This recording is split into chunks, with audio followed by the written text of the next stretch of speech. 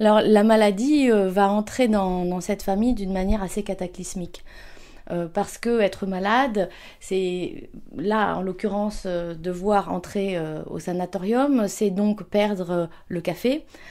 qui était la première source de revenus, c'est aussi du coup perdre la maison va être hypothéquée, c'est perdre la garde des enfants, entrer dans une sorte de pauvreté qui n'a pas de fond. C'est vraiment toute la vie qui est bouleversée d'une manière extraordinaire. Et puis ça finit par être aussi une perte de dignité, puisque ce sont des gens qui vont devoir avoir recours en fait à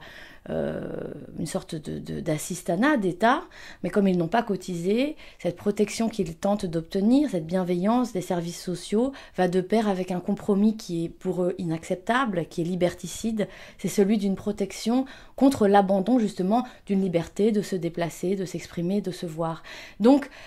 c'est un compromis qui est très complexe et Mathilde va jouer un rôle très fort dans le refus de ce compromis et la proposition de solutions de rechange,